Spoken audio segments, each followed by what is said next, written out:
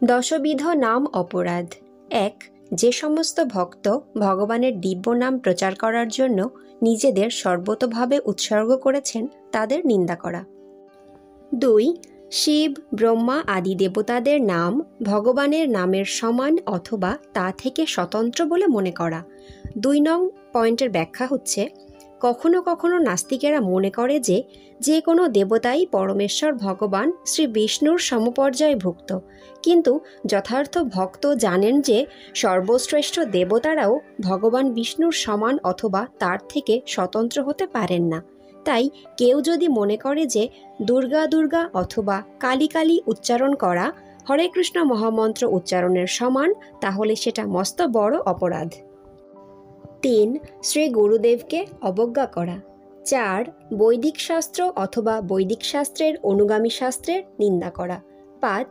হরে কৃষ্ণ মহামন্ত্র কীর্তন করাকে অতিস্তুতি বা কাল্পনিক বলে মনে করা। ৬. ভগবানের নামে অর্থবাদ আরোপ করা। ৭. নাম বলে পাপ আচরণ করা।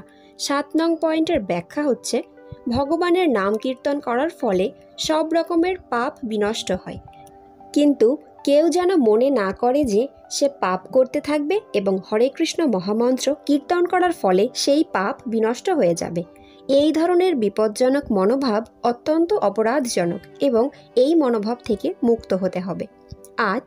হরে কৃষ্ণ মহামন্ত্র উচ্চারণ করাকে বৈদিক কর্মকাণ্ডে বর্ণিত পুণ্যকর্ম বলে মনে করা। ৯. শ্রদ্ধাহীন ব্যক্তিকে ভগবানের দিব্য নামের মহিমা সম্বন্ধে উপদেশ করা। ৯ নম্বর পয়েন্টের ব্যাখ্যা হচ্ছে, ভগবানের দিব্য নাম কীর্তনে যে কেউ অংশগ্রহণ করতে পারে, কিন্তু ভগবানের দিব্য নামের অপ্রাকৃত মহিমা সম্বন্ধে প্রথমেই তাকে কিছু বলা উচিত নয়।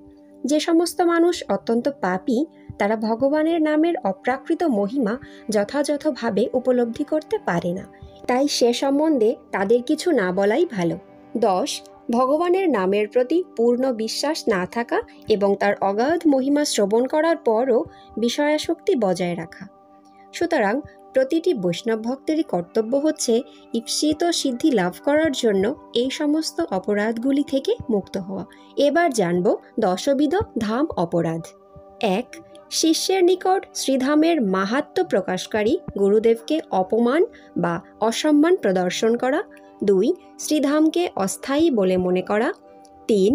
শ্রীধামবাসী অথবা শ্রীধাম যাত্রীগণের কারো প্রতি উৎপীড়ন অথবা অনিষ্ট করা অথবা তাহাদিগকে সাধারণ জড়লোক বলে মনে করা। ৪.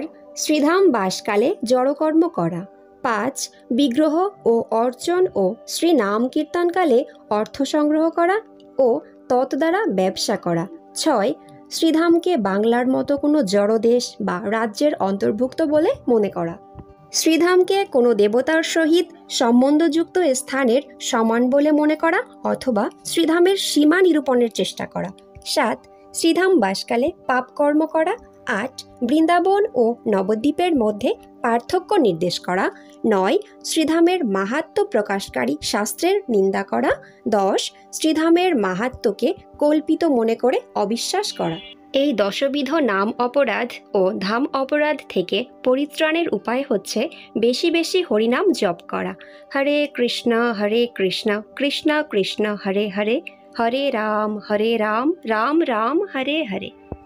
নিষ্ঠা সহকারে হরিনাম জপ করতে থাকলে ধীরে ধীরে হরিনাম যে অমৃত তা উপলব্ধি করা যাবে। তখন হরিনামে রুচি বৃদ্ধি পাবে, আসক্তি জন্মাবে এবং অপরাধ প্রবণতা হ্রাস পাবে। হরি বল।